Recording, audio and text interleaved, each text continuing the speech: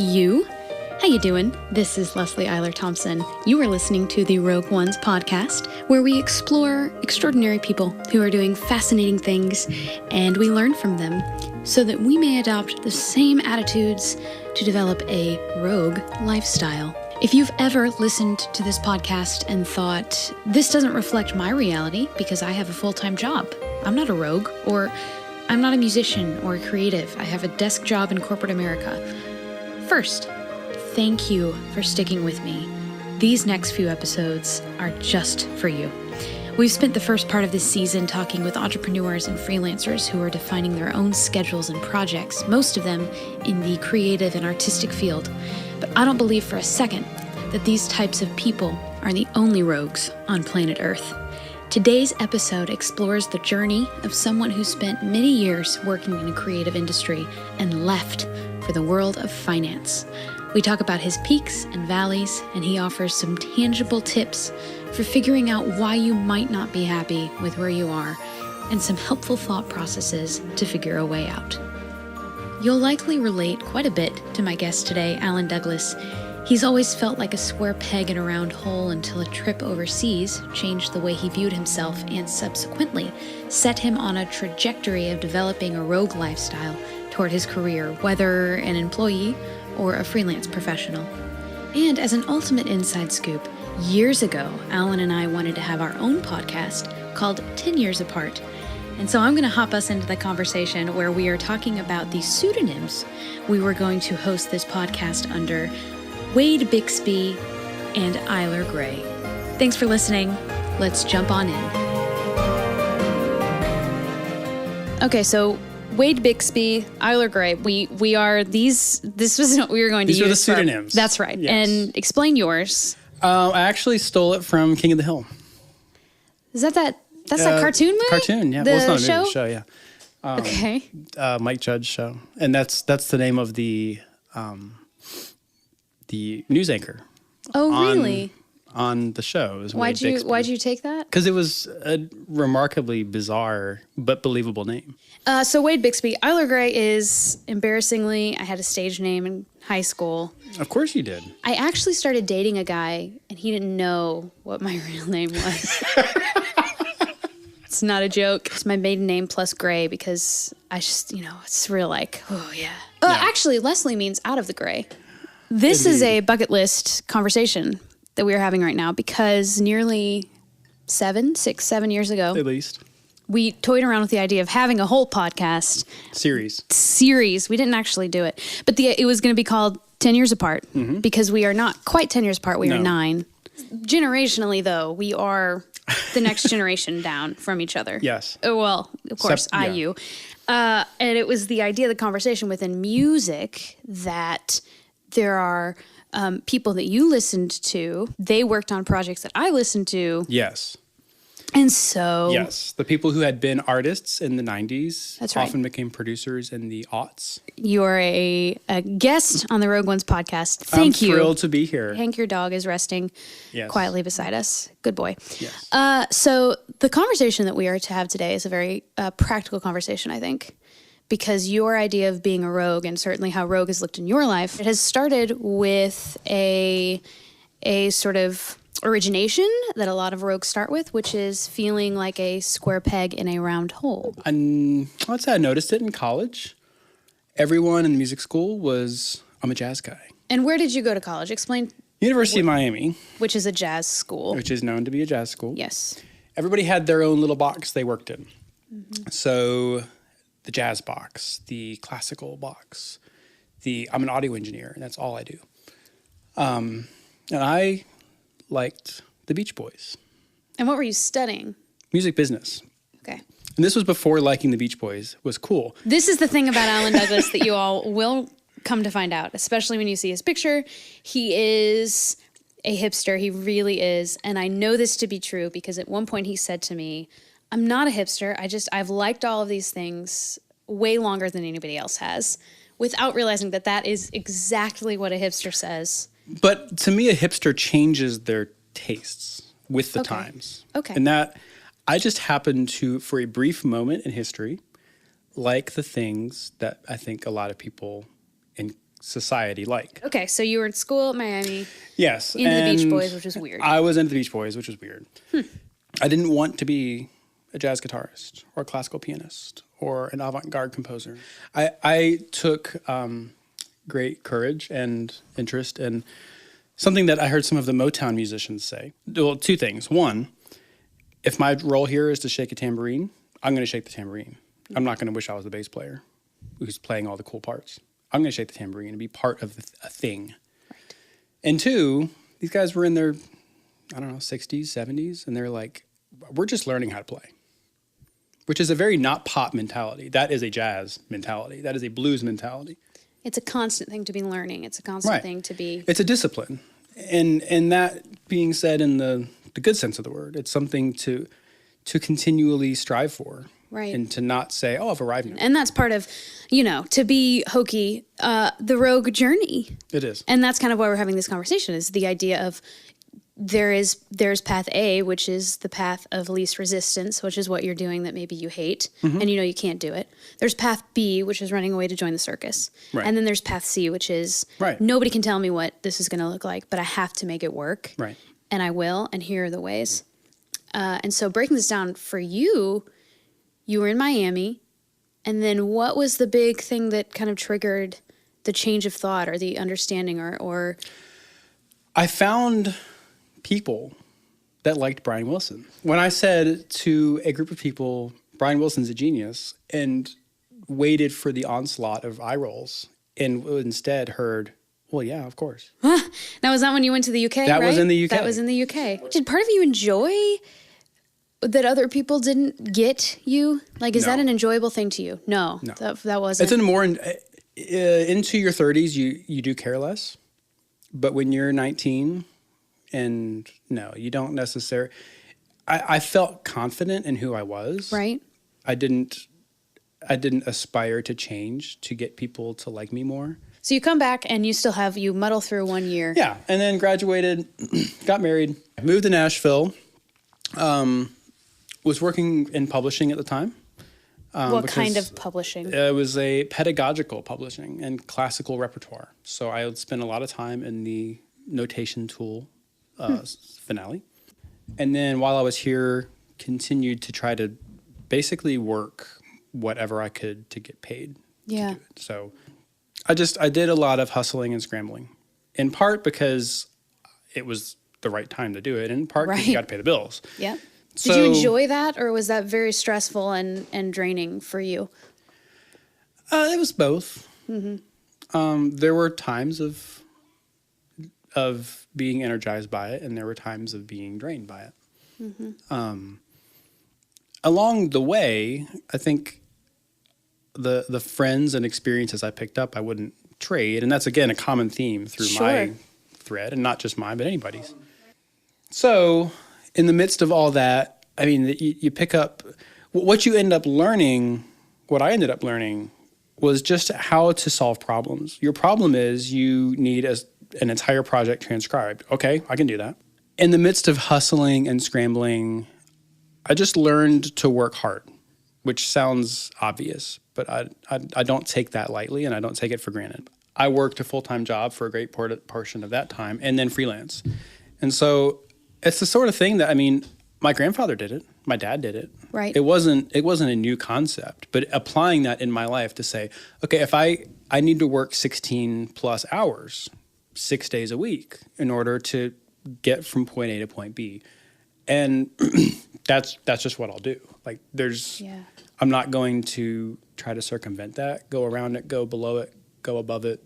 I'm just going to do it. So I worked for a record label. I worked for myself. I worked on classical music that Billy Joel wrote. Oh, how'd that happen? That was a thing that he did for 15 minutes. Good. A friend of mine orchestrated it. Billy Joel wrote these classical piano bits, and a friend orchestrated it, so I did all the copy work. Ended up working at a large Music City monolith, one of the big boys. And I was there a lot of years and learned a lot of stuff the hard way, the easy way, the good way, the bad way, and the ugly way. One of the most important and most bizarre eras of my adult career And that's when we crossed paths. That is. I remember there was a moment, well, especially because, we have our glasses, right? And there was a moment where what we did, it was for choirs. So there was a lot of paper involved. Like digital stuff, when you're in a choir world, a lot of paper. So there's one story where I had to bring up, the head of the department was supposed to go through and make some edits for something. So I had to bring up just like piles and piles of paper, physical paper, stapled together paper, just 2 arms full. And I go up to the 3rd floor. He's also in charge of the cool, like publishing people. And they're all having a meeting in his office. And with their iPads. Right, exactly, digital. And everybody's sitting in the circle and all the chairs are facing the door. And I show up, my glasses are probably at the tip of my nose because they've fallen down because I couldn't adjust them on the way up. You look like the librarian. And I looked like the nerdy librarian. And kicker, I dropped the music by accident right as soon as I got to the front door. And it was like everybody in slow motion turns around and look at me. And I just like push my glasses up and, excuse me, these are for you. So that's where our paths crossed. Yes. And when I met Allan, he was in the studio doing stuff, but it wasn't until he left that we realized everything he was doing. And no amount of exit interviews or exit documentation that you put together explain to us the full breadth of what you did, because that speaks to your hustle ability and that speaks to your ability to just do the thing, get it done without people knowing about it. Well, I progressively kept changing what I did and how I did it. And part of that was by necessity. And I ended up, what I do now is so much has roots in what I did then. The necessity was, it's the music industry in the 2010-ish. Talk us through why that's significant, because a lot of people may not know. Because folks are getting laid off left and right. Business models are being upended. The industry's blaming piracy. They're suing people. It's awkward and bizarre. And nobody's really taking responsibility to say, you know what, our business model has changed. And I think they're just now starting to figure out what their new business model is. And I applaud that. Yeah. Spotify all the way. I listen to it every day. At this point, they're railing and raving because they're not selling CDs, because nobody wants them. Right. So people are getting laid off. The department, not including the sales team, the department when I started compared to when I left was 13 people compared to 4. So I regularly, because this layoffs happen about every year, I took the opportunity every year to change the operations of the department, specifically around my role. But my role at that point was it touched on so many things that I was always tweaking how the whole department operated. By necessity. By necessity. I took a look at everything we did and said, what has to be done by an employee? What are the things, whether the legal things, the quality control, the final set of here's who we are as a brand. That needs to be indoors, inside these 4 walls. Everything else probably can be outsourced if we do it smart. Well, there's a similar train of thought with a small business, a small operation like mine, where you have to say to yourself, what is it that only you can do? Right. It's efficiency is what you're working on. You're honing because you can only carry so much. So the first round of things that I did at this company was looking at every production expense dollar and saying, do we really need to spend this? Or do we need to spend it in this way? Can we do this differently? I looked at every dollar and said, how can we do this better? How can we make more with less? And then the second round was kind of what I alluded to earlier. Once we saved all that money, how do we take what can be done, what should be done here, and how do we create a pool of people who are trusted, reliable, super high quality, super timely, and get the rest of the work done?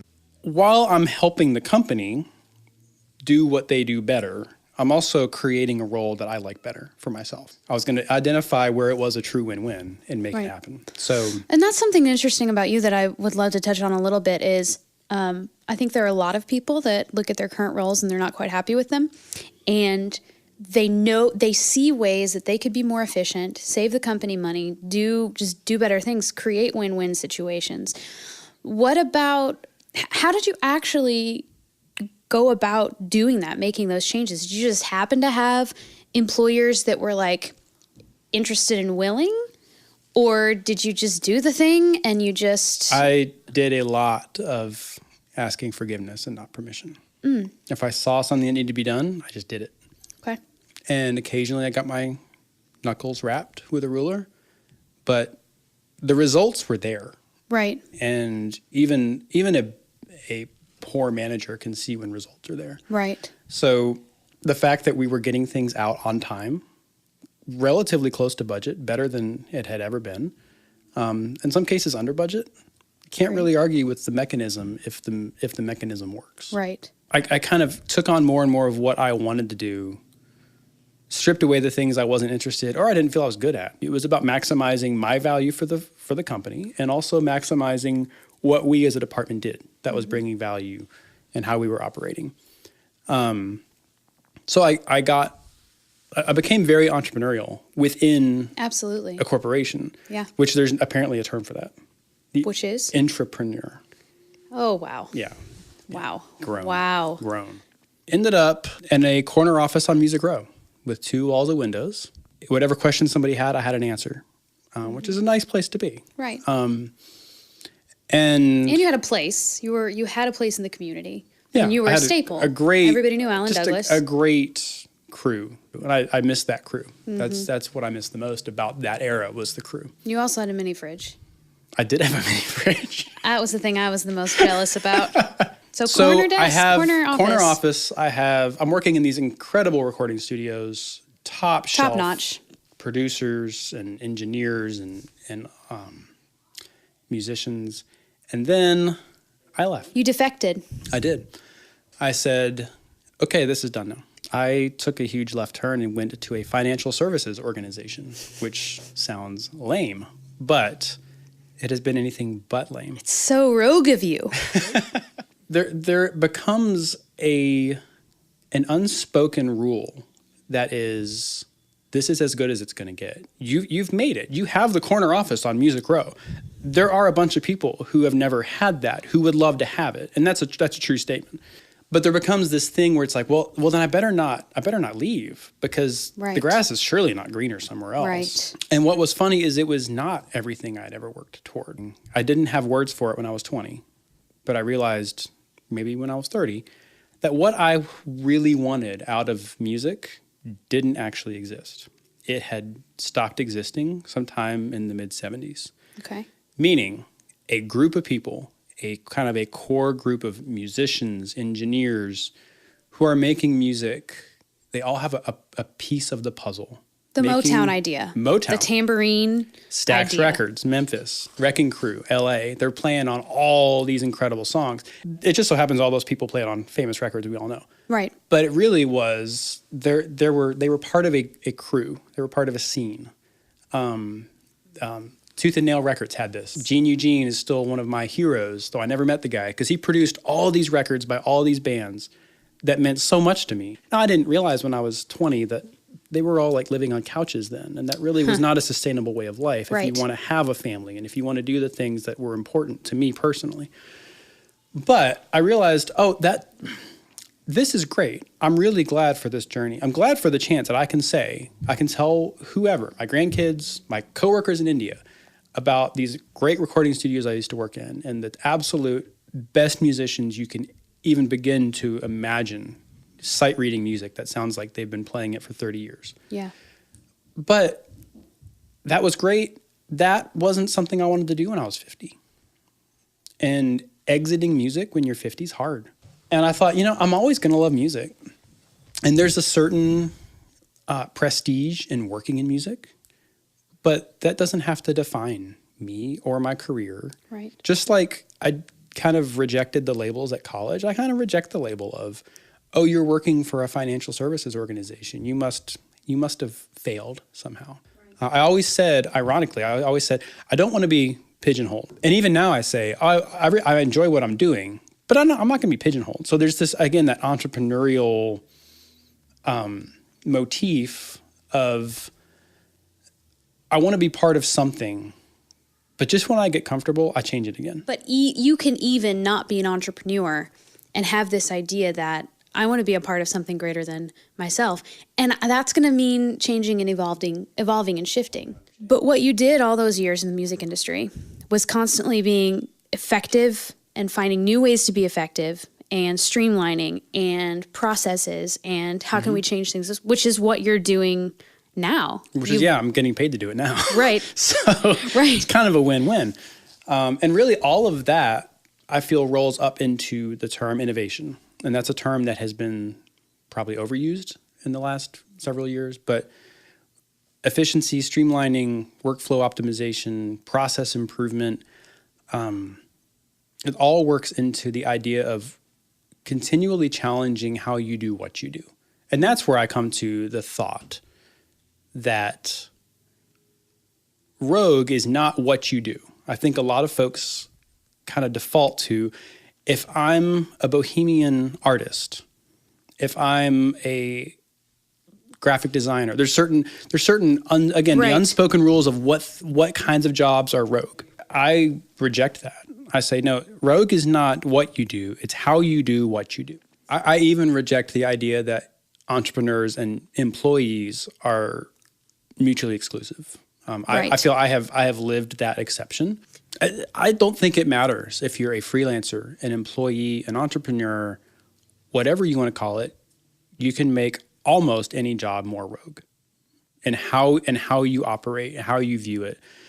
And part of that is just recognizing that, with few exceptions, there are some jobs that should not be rogue, but most jobs, if you step out, zoom out, and you say, what am I doing that is repetitive, that is redundant? You're already taking steps toward being rogue. Yes. And if you view yourself as a cog in a wheel, then that is a self-defeat. You literally are viewing yourself as a cog in the wheel. It doesn't matter if the people above you view you as a cog in the wheel. It matters how you take hold of your operations, how you look at it, how you think about it. And it, if you had told me when I was 18 and in the music school at Miami that I'd be doing what I'm doing now, I probably would have had a panic attack. But then if you had told me that I would actually enjoy it, I probably would have had a heart attack. But the reality is I'm actually more creative now in many ways, and I have the freedom to be creative in so many ways, more so than when I worked in a quote unquote creative industry, creative environment. Now, again, having the freedom to be creative, I'm solving business problems. You have to be creative. I kind of I'm rejecting a lot of things today. I reject the left brain, right brain. I'm not saying that there are not people, people are wired differently, and we allow for that and we applaud that. Right. But if you're right-brained, that doesn't mean that you can't be organized to an extent. Right. If you're left-brained, that doesn't mean that you can't be creative. I think sometimes we use that sort of lie as an excuse. Somebody will say, oh, I'm not creative. And I think you are. You may not be artistic. You just might not be able to play a guitar. Right. You might not know what makes good artistry or be musical or be whatever, but that doesn't mean you aren't creative. Right. And I think that is a lie and it's not a malicious lie. No. But it's an easy way to say, oh, I'm creative. I'm into moody things and music. Right. Or I'm not creative, therefore I have nothing to offer. Right. Exactly. Hand me your TPX report because that's all I'm good for. Mm-hmm. And that's just not true. That's limiting, that's restricting. That's not respecting oneself. Right. That's not valuing the contributions that somebody can bring, whether it's you or whether it's somebody on your team or whatever else. So going back to this, you did a lot of hustling in your early part of your career. What did it feel like to not have to do that very much anymore when you switched to this new role in a new company that was not musical, and suddenly, let's just be frank, you were making more money than you've ever made because the music industry doesn't pay anything. That's one of the reasons I left it.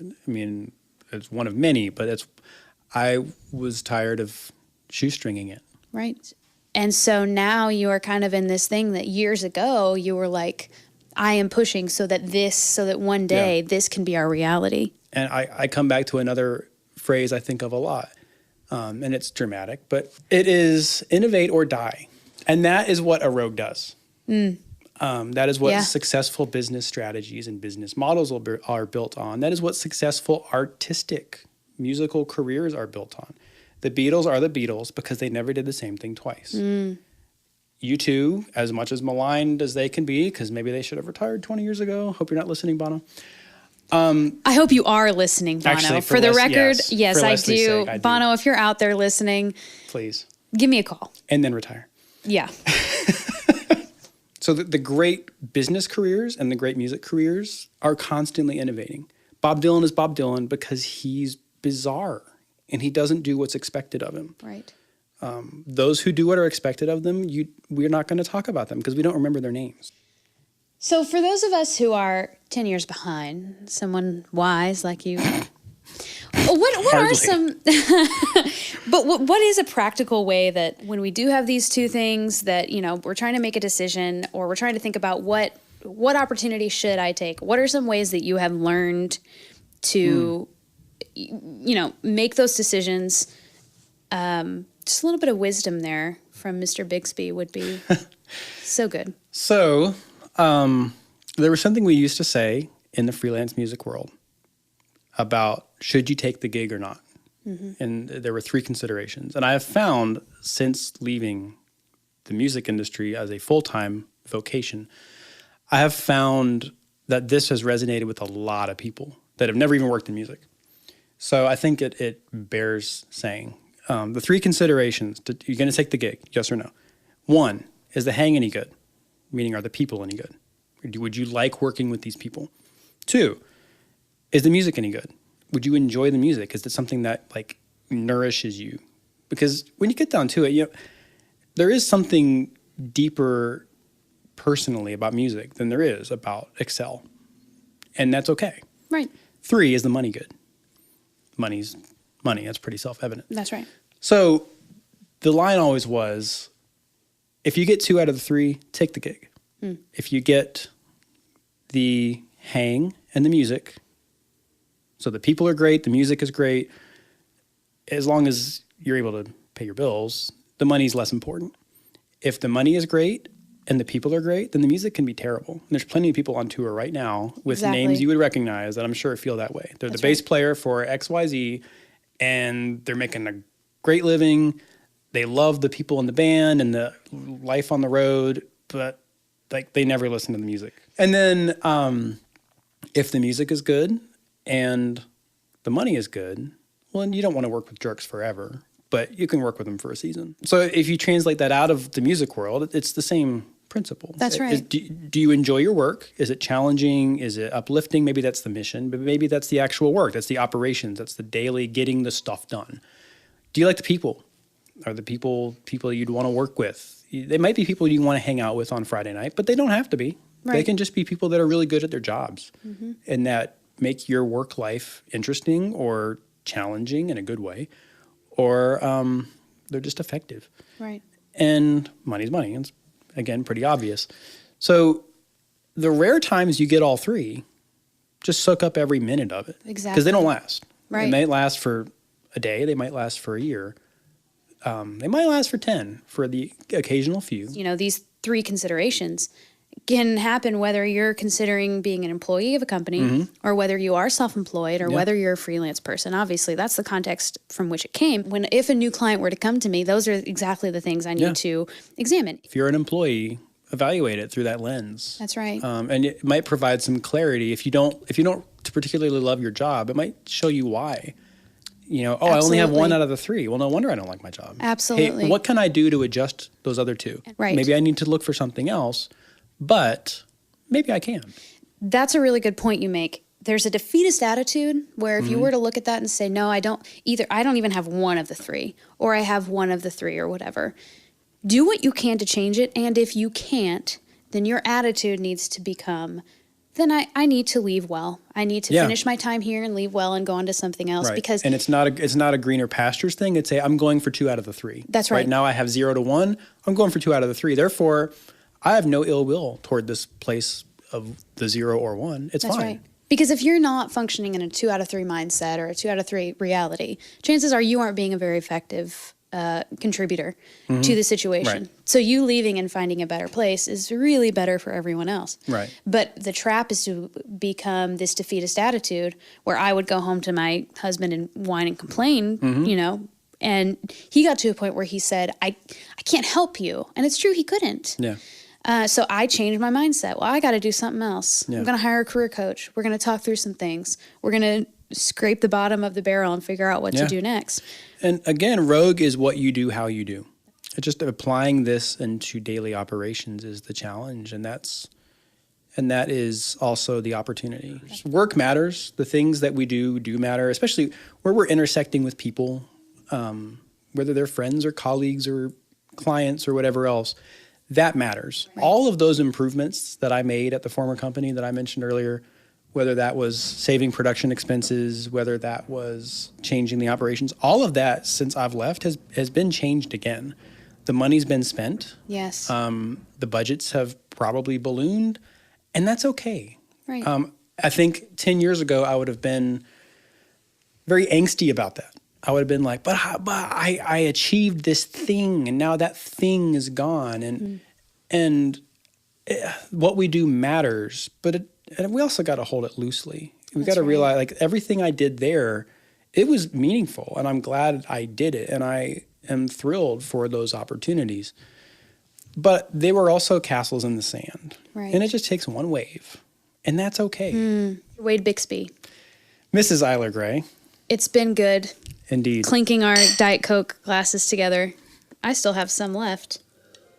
Thank you for joining me. It's a good conversation about being a rogue.